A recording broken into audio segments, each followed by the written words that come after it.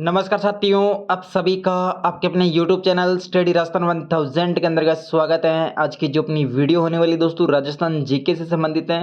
Rajasthan GK में दोस्तों जितने भी विगत परीक्षाओं में यानी कि जितने भी प्रीवियस ईयर के अंदर जो क्वेश्चन पूछे गए आरपीएससी के द्वारा या फिर आरएसएम एसएसबी के द्वारा जो क्वेश्चन पूछे गए उन क्वेश्चनों के बारे में पर लगातार इस सीरीज में चर्चा कर रहे हैं। ठीक है, और आज की वीडियो नंबर दोस्तों अपने 95 नंबर की वीडियो। इससे पहले दोस्तों 94 वीडियो मैंने अपलोड कर दी जो कि आपको इसी चैनल के अंदर राजस्थान जीके प्रीवियस ईयर के नाम से प्ले लिस्ट बनी हुई जहाँ पे सारी की सारी वीडियो आपको मिल जाएगी, जिसमें अपने दोस्तों राजस्थान का जो संपूर्ण कला संस्कृति उसके बारे में डिस्कशन कर चुके हैं टॉपिक वाइज। इसके बाद में दोस्तों अपने हिस्ट्री प्रारंभ की थी, हिस्ट्री में अपन गुर्जर प्रतिहार वंश के बारे में देख चुके हैं, मारवाड़ मेवाड़ और बीकानेर इतिहास के बारे में देख चुके हैं, आमेर इतिहास के बारे में देख चुके हैं और अभी अपना दोस्तों चौहानों का इतिहास चल रहा है। ठीक है, चौहानों के इतिहास से संबंधित दोस्तों आज की दूसरे नंबर की वीडियो जिसमें अपन 20 क्वेश्चनों के बारे में डिस्कशन करेंगे फुल डिटेल के साथ में। ठीक है, तो छोटी सी वीडियो होगी, लगभग 15 या 20 मिनट की वीडियो होगी। वीडियो को पूरी देखना आपके लिए बहुत ही हेल्पफुल रहेगी। ठीक है, आप राजस्थान से रिलेटेड किसी भी एग्जाम की तैयारी कर रहे हो, चाहे पशु परिसर हो, चाहे डीएलएड हो, चाहे रेट मेंस हो या फिर अदर किसी एग्जाम की तैयारी कर रहे हो,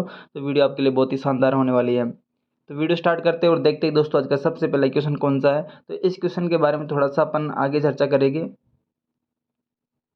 तो दोस्तों आज का सबसे पहला क्वेश्चन अपने सामने है, किस रणथंभौर शासक ने दिल्ली सल्तनत के जलालुद्दीन खिलजी को परास्त किया था लेकिन अंततः 1301 में अलाउद्दीन खिलजी से पराजित होना पड़ा।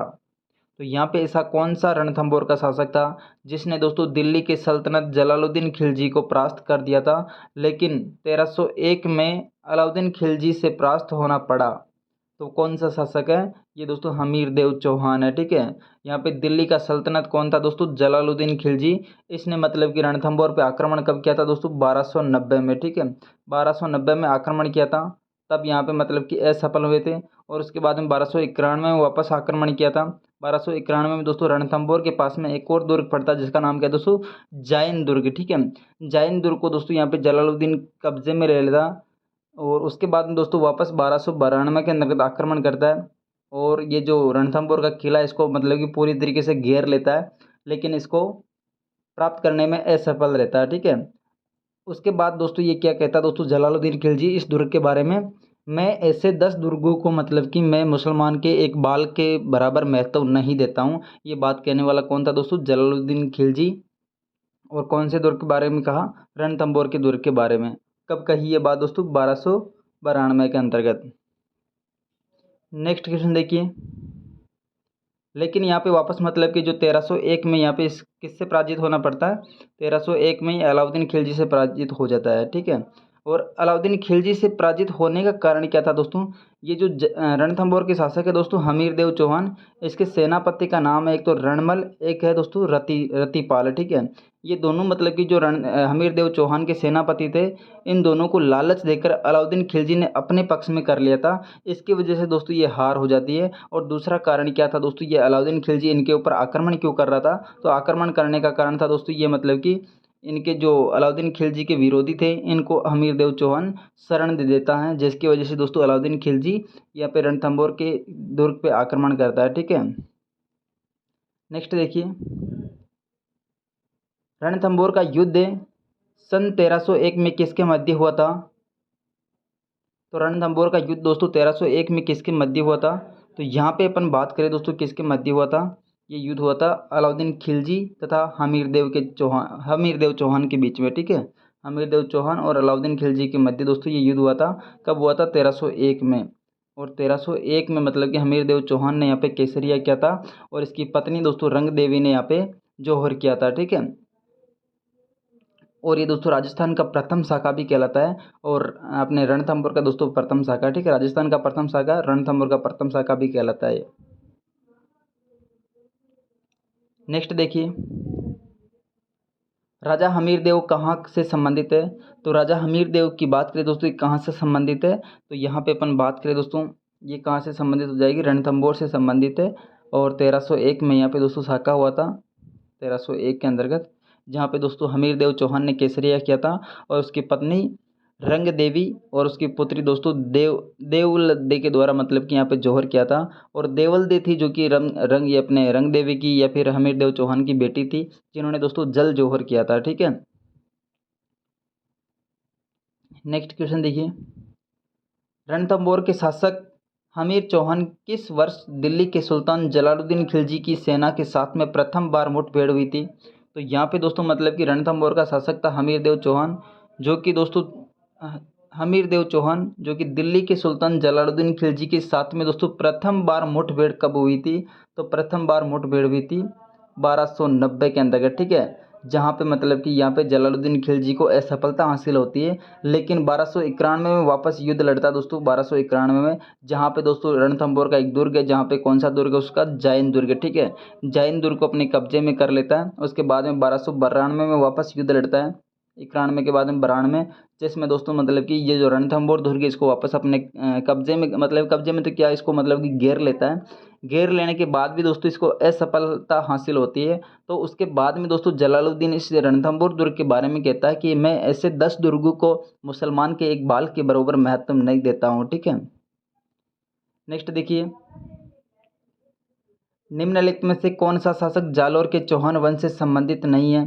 तो यहाँ पे ऐसा कौन सा शासक है जो कि जालौर के चौहान वंश से संबंधित नहीं है, ठीक है। तो इसकी बात करें दोस्तों, यहाँ पे कौन सा है जो कि मतलब कि जालौर के चौहान वंश से संबंधित नहीं है? तो ये वत्सराज है जो कि गुजर प्रतिहार वंश से संबंधित है। बाकी समर सिंह, उदय सिंह और कीर्तिपाल तीनों के तीनों दोस्तों मतलब कि किससे संबंधित है? चौहान वंश से संबंधित है, ठीक है। वत्सराज की बात करें दोस्तों, इनका शासनकाल कब मतलब कि कब रहता है? तो इसकी बात करें दोस्तों, यहाँ पे अपना राइट आंसर क्या हो जाएगा, 783 से लेकर 795, ठीक है। 795 के मध्य दोस्तों वत्सराज का यहाँ पे शासनकाल रहता है जालौर में, और ये गुजर प्रतिहार वंश से संबंधित है, ठीक है। और ये जो वत्सराज है, वत्सराज के द्वारा किस किस का मतलब कि निर्माण करवाया था? तो यहाँ पे दोस्तों ओसिया के अंदर दोस्तों महावीर स्वामी जी का मंदिर का निर्माण करवाया था। महावीर स्वामी जी का निर्माण किसने करवाया था दोस्तों? ओसिया के अंतर्गत ये वत्सराज के द्वारा करवाया गया, और ये वत्सराज के द्वारा जालौर को अपनी राजधानी बनाया था, ठीक है। नेक्स्ट क्वेश्चन देखिए, विग्रहराज चतुर्थ की साहित्यिक रचना हरिकेली है। तो विग्रहराज चतुर्थ की जो साहित्यिक रचना दोस्तों हरिकेली, ये किससे संबंधित है? तो ये क्या चीज़ है, मतलब कि भजनों का संग्रह या फिर कविता या फिर नाटक या धार्मिक ग्रंथ? तो विग्रहराज चतुर्थ की जो हरिकेली है दोस्तों संस्कृत भाषा में एक नाटक लिखा गया है दोस्तों, ठीक है, संस्कृत भाषा में नाटक लिखा गया। और विग्रहराज चतुर्थ का जो शासनकाल रहता है वो दोस्तों कब से कब रहता है? 1158 से लेकर 1163 के मध्य दोस्तों इनका शासनकाल रहता है, ठीक है। लगभग 5 साल तक ये शासन करते हैं। और इनका जो शासनकाल था दोस्तों, ये चौहानों का मतलब कि स्वर्णकाल कहलाता है, चौहानों का स्वर्णकाल कहलाता है। और ये स्वर्णकाल वाली बात किसने कही थी दोस्तों? डॉक्टर दशरथ शर्मा के द्वारा ये बात कही कि विग्रहराज चतुर्थ का जो शासनकाल है ये चौहानों का स्वर्णकाल कहलाता है। नेक्स्ट देखिए, हरिकेली संस्कृत नाटक के रचयिता कौन थे? तो हरिकेली जो संस्कृत का एक नाटक है दोस्तों, ये किसके रचयिता कौन है? तो इसकी बात करें दोस्तों, रचयिता कौन हो जाएगी? ये है दोस्तों विग्रहराज चतुर्थ, ठीक है, विग्रहराज चतुर्थ है जो कि हरिकेली को संस्कृत भाषा में लिखा था। और इनका शासनकाल रहता था दोस्तों 1158 से लेकर 1163 में। और ये विग्रहराज चतुर्थ है, इसको दोस्तों दो उपाधियों से सम्मानित किया गया दोस्तों, एक तो कट्टी बांधव, ठीक है, कट्टी बांधव, और कट्टी बंधु, ठीक है, कट्टी बांधव और कट्टी बंधु की उपाधि से मतलब कि इसको सम्मानित किया जा चुका है। और सपाद लक्ष्य के जो चौहानों का स्वर्ण युग है दोस्तों, ये भी दोस्तों विग्रहराज चतुर्थ का जो समय था, ये सपाद लक्ष्य के चौहानों का स्वर्ण युग कहा जाता है। ये भी दो, ये बात किसके द्वारा कहेगी दोस्तों? डॉक्टर दशरथ शर्मा के अनुसार, ठीक है। और संस्कृत भाषा में लिखा गया दोस्तों हरिकेली नाटक। और इनके जो एक दरबारी कवि थे जिनका नाम क्या दोस्तों? सोमदेव, ठीक है। सोमदेव के द्वारा दोस्तों एक ललित विग्रहराज लिखा गया है, ठीक है, ललित विग्रहराज। सोमदेव के द्वारा दोस्तों मतलब कि सोमदेव किसके दरबारी थे? विग्रहराज चतुर्थ के। उनके द्वारा कौन सा मतलब कि ग्रंथ लिखा गया? ललित विग्रहराज। और ये जो विग्रहराज चतुर्थ है इसके द्वारा मतलब कि एक संस्कृत पाठशाला का निर्माण करवाया गया दोस्तों। और उसको मतलब कि कुतुबुद्दीन ऐबक के द्वारा तोड़कर उसका नाम क्या रख दिया दोस्तों? अढ़ाई दिन का झोपड़ा, ठीक है। नेक्स्ट देखिए, अलाउद्दीन का सेनानायक जो रणथंभौर अभियान के दौरान मारा गया दोस्तों, अलाउद्दीन का कौन सा सेनानायक था जो कि रणथंभौर के अभियान के दौरान मारा गया? तो यहाँ पे अपना राइट आंसर क्या हो जाएगा? नुसरत खान यहाँ पे मारा गया था दोस्तों, अलाउद्दीन खिलजी का सेनापति था जो कि मतलब कि नुसरत खान यहाँ पे रणथंभौर के अभियान में मारा गया। और लेकिन यहाँ पे 1301 में वापस मतलब कि अलाउद्दीन खिलजी आक्रमण करता है और 1301 में यहाँ पे जो रणथंभौर यहाँ पे शाखा हो जाता है। शाखा होने के बाद यहाँ पे चौहान वंश की शाखा खत्म हो जाती है, ठीक है। चौहान वंश की जैसे ही शाखा खत्म होती है तो यहाँ का मतलब कि जो सेना नायक किसको बना दिया जाता है दोस्तों, अलाउद्दीन खिलजी के द्वारा उल्गू खां को, ठीक है। उल्गू खां को यहाँ का सेना नायक बना दिया जाता है और नुसरत खां की यहाँ पे दोस्तों मृत्यु हो जाती है, ठीक है। नेक्स्ट देखिए, कवि बांधव की उपाधि किस चौहान शासक को प्राप्त थी दोस्तों? तो कवि बांधव या कटी बांधव की बात करें दोस्तों, ये जो उपाधि धारण करने वाला कौन था? विग्रहराज चतुर्थ है, ठीक है। विग्रहराज चतुर्थ ने दोस्तों कवि बांधव या कटी बांधव की उपाधि धारण की थी। और दोस्तों ये विग्रहराज चतुर्थ इनका शासनकाल 1158 से लेकर 1163 तक रहता है। और बिजुले शिलालेख के अनुसार दोस्तों तोमरू को परास्त कर दिल्ली पर विजय प्राप्त की थी विग्रहराज चतुर्थ ने, ठीक है। बिजुलिया के शिलालेख के अनुसार, ठीक है। बिजुले का जो शिलालेख था उसके अनुसार तोमरू को परास्त कर दिल्ली पर भी दोस्तों विजय प्राप्त कर ली थी विग्रहराज चतुर्थ के द्वारा। और दिल्ली शिवालिक जो स्तंभ है लेख हैं उनके अनुसार दोस्तों मलेच्छों को बार बार परास्त किया था। और चौहानों का जो स्पादलक्ष चौहान उनका स्वर्ण युग कहलाता है डॉक्टर दशरथ शर्मा के अनुसार। जवालापुर में बदला था दोस्तों, जवालीपुर को दोस्तों जवालापुर में बदला था। और कवि बांधव और कटी बांधव की उपाधि प्राप्त की थी। और संस्कृत में दोस्तों हरिकेली नाटक लिखा था। और इनके एक दरबारी कवि था जिसका नाम है सोमदेव, जिन्होंने दोस्तों ललित विग्रहराज की रचना की थी। और एक बिसल सागर या फिर बिसलपुर गांव का मतलब कि इन्होंने स्थापना की थी, ठीक है। बिसलपुर जो कि टॉक्स में पड़ता है अभी। नेक्स्ट देखिए, कटिबंधु के नाम से निम्नलिखित में से कौन सा राजा प्रसिद्ध है? तो वापस वही क्वेश्चन है, थोड़ा सा पूछने का तरीका चेंज कर दिया। तो कटिबंधु का जो मतलब कि नाम से जो प्रसिद्ध है वो कौन हो जाएगा? विग्रहराज चतुर्थ है, ठीक है। विग्रहराज चतुर्थ 1158 से लेकर 1163 में इनका शासनकाल रहता है। कवि बांधव या कटिबंधु के रूप में मतलब कि जाने जाते हैं। चौहानों का स्वर्ण युग कहलाता है। और सोमदेव इनके दरबारी कवि थे जिन्होंने दोस्तों विग्रहराज चतुर्थ की रचना की थी, ठीक है। अगर दोस्तों वीडियो पसंद आ रही है तो वीडियो को लाइक कर दीजिएगा, चैनल को सब्सक्राइब कर दीजिएगा ताकि मेरी प्रत्येक वीडियो आप तक समय पर पहुंच सके। कवि अगला क्वेश्चन है, कवि चंद्रप्रदाय का अन्य नाम क्या है दोस्तों? तो कवि चंद्रप्रदाय का जो अन्य नाम है, ये जो क्वेश्चन है दोस्तों मैंने आपको थंबनेल पे लगाया था इस क्वेश्चन को, ठीक है। तो यहाँ पे जो कवि चंद्रप्रदाय इसका दूसरा नाम क्या है? तो यहाँ पे इसका दूसरा नाम क्या हो जाएगा दोस्तों? पृथ्वी भट्ट। कवि चंद्रप्रदाय का दूसरा नाम क्या है दोस्तों? पृथ्वी भट्ट है। और इनका जन्म कहाँ पे हुआ था दोस्तों? लाहौर के अंतर्गत, ठीक है, लाहौर में। और ये किसका मित्र था दोस्तों? तो ये था पृथ्वीराज चौहान तृतीय का मित्र था। या फिर इनका मतलब कि एक सलाहकार भी मान सकते हैं या फिर इनका दोस्त भी मान सकते हैं, ठीक है। और इनके द्वारा किसकी रचना की गई? पृथ्वीराज रासो की रचना की गई, ठीक है। पृथ्वीराज रासो के अनुसार चौहानों की उत्पत्ति अग्निवंश से मानी गई, ठीक है, अग्निकुंड से। और हिंदी का सबसे बड़ा काव्य ग्रंथ है दोस्तों पृथ्वीराज रासो, लगभग 10,000 छंद है इसमें, 10,000 छंद। और 6 भाषाओं का यहाँ पे यूज किया गया, ठीक है। पृथ्वीराज रासो जो कि चंद्रप्रदाय के द्वारा लिखा गया, जिसमें 10,000 के समथिंग छंद है और 6 भाषाओं का यहाँ पे प्रयोग किया गया है, ठीक है। नेक्स्ट क्वेश्चन देखिए, चौहानों के राजवंश के निम्नलिखित शासकों को कालानुक्रम में व्यवस्थित कीजिए। तो यहाँ पे दोस्तों इनको कालानुक्रम के अकॉर्डिंग मतलब कि व्यवस्थित करना है। तो सबसे पहले जो शासक आएगा दोस्तों वो कौन सा शासक आएगा? वो है अपना पृथ्वीराज प्रथम। पृथ्वीराज प्रथम प्रथम शासक है दोस्तों, जिनका शासनकाल मतलब कि ये एक तो पृथ्वीराज जो प्रथम है, इसको कौन कौन सी उपाधि दी गई दोस्तों? एक तो है परम भट्टारक की उपाधि, ठीक है। और एक महाराज धीराज की उपाधि भी दी गई है। और एक परम परमेश्वर की उपाधि भी दोस्तों इन्होंने धारण की थी पृथ्वीराज प्रथम ने, ठीक है। सबसे पहले इनका शासनकाल आता है। तो यहाँ पे अपने कौन सा फर्स्ट नंबर से स्टार्ट हो रहा है? एक तो सी स्टार्ट हो रहा है, बी और डी, ठीक है। तो केवल अपना ए ऑप्शन कट हुआ है यहाँ पे अभी। उसके बाद आता है दोस्तों अजिराज। अजिराज का जो शासनकाल है 1105 से लेकर 1133 तक, ठीक है, 1133 तक इनका शासनकाल रहता है। तो सेकंड नंबर में कौन आ जाएगा? सेकंड ऑप्शन, ठीक है। तो सेकंड ऑप्शन किस में स्टार्ट हो रहा? यहाँ पे अपना केवल डी ऑप्शन में स्टार्ट हो रहा। तो बी भी कट हो गया, सी भी कट हो गया, ठीक है। उसके बाद कौन आता है दोस्तों?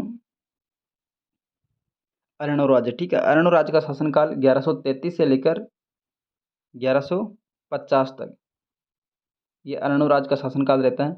उसके बाद में दोस्तों विग्रहराज चतुर्थ की बात करें तो विग्रहराज चतुर्थ का दोस्तों 1158 से लेकर 1163 तक इनका शासनकाल रहता है, ठीक है। तो यहाँ पे ऑप्शन नंबर अपना डी हो जाएगा। पृथ्वीराज चौहान का दरबारी कवि कौन था? तो पृथ्वीराज चौहान है दोस्तों, इनके दरबारी कवि की बात करें दोस्तों कौन होता? तो यह दोस्तों चंद्रबरदाय, ठीक है, चंद्रबरदाय के द्वारा पृथ्वीराज रासो लिखा गया, जो कि लगभग 10,000 छंदों से लिखा गया है। और इसके अंदर दोस्तों कितनी भाषाओं का प्रयोग किया गया? लगभग 6 भाषाओं का प्रयोग किया गया। और इनके द्वारा दोस्तों एक विरक्ति भी कही है दोस्तों। विरक्ति कौन सी? 4 बांस 32 गज 24 अष्ट अंगुल प्रमाण मत चुके ता बेटो सुल्तान मत चुके चौहान, कुछ ऐसा मतलब कि। तो यहाँ पे जो वो लाइन थी, विरोक्ति थी, वो क्या थी दोस्तों? 4 बांस 24 गज अष्ट अंगुल प्रमाण ता बेटो सुल्तान मत चूके चौहान। ये मतलब कि चंद्रप्रदाय की यहाँ पे विरोक्ति थी। किसके अंदर का दोस्तों? ये अपने किस में लिखी गई है? पृथ्वीराज रासो के अंदर का, ठीक है। नेक्स्ट देखिए, चौहान राजवंश के निम्नलिखित शासकों को कालानुक्रम में विभजित कीजिए। तो यहाँ पे कुछ वापस मतलब कि चौहान शासक आ गए, इनको कालानुक्रम में विभजित करना है। तो सबसे पहले जो शासक का नाम आता है वो कौन आता है दोस्तों? तो यहाँ पे सबसे पहले अजयराज है, ठीक है। अजयराज का शासनकाल 1105 से लेकर 1133 तक है, ठीक है, 1133 तक है। ये अजयराज का टाइम पीरियड है, जो कि सबसे पहले आएगा, ठीक है। तो दूसरा ऑप्शन अपना केवल यहाँ से स्टार्ट हो रहा है, केवल एक इसमें भी है, ठीक है। उसके बाद में कौन सा ऑप्शन है? अर्णोराज, ठीक है, अर्णोराज। अर्णोराज का शासनकाल दोस्तों 1133 से प्रारंभ होता है, 1133 से लेकर 1150। तो तीसरे सी ऑप्शन किस में दोस्तों? इसके अंदर का, ठीक है, और इसमें भी है। इसके बाद में कौन सा ऑप्शन आता है दोस्तों? विग्रहराज, ठीक है। विग्रहराज का शासनकाल कब से प्रारंभ होता है? 1158 से, 1158 से लेकर 1163 तक इनका शासनकाल रहता है, विग्रहराज चतुर्थ का।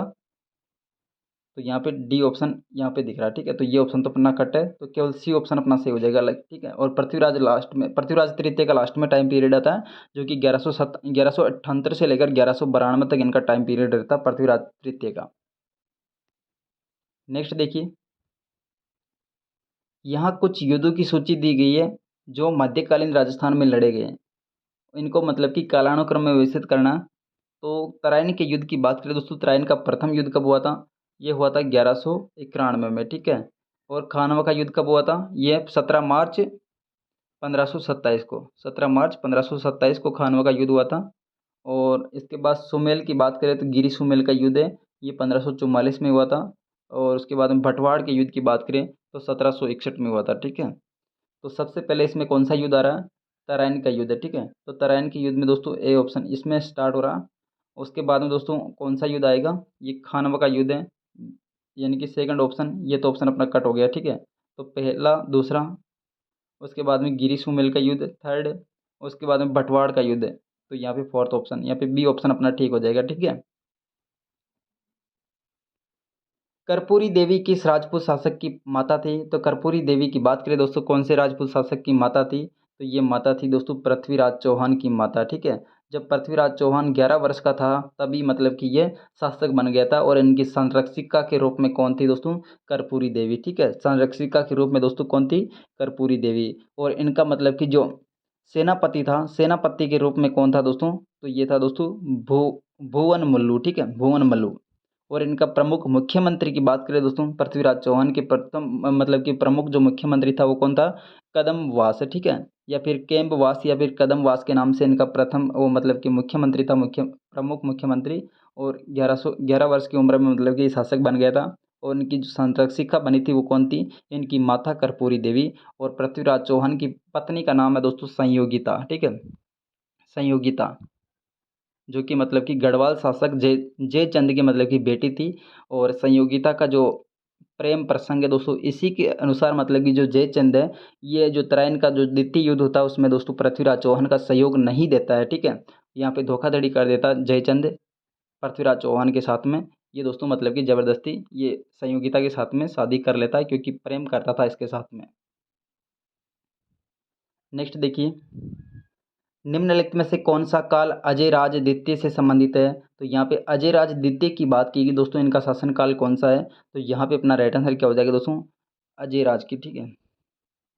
अजय राज का शासनकाल 1105 से लेकर 1133 तक इनका टाइम पीरियड रहता है।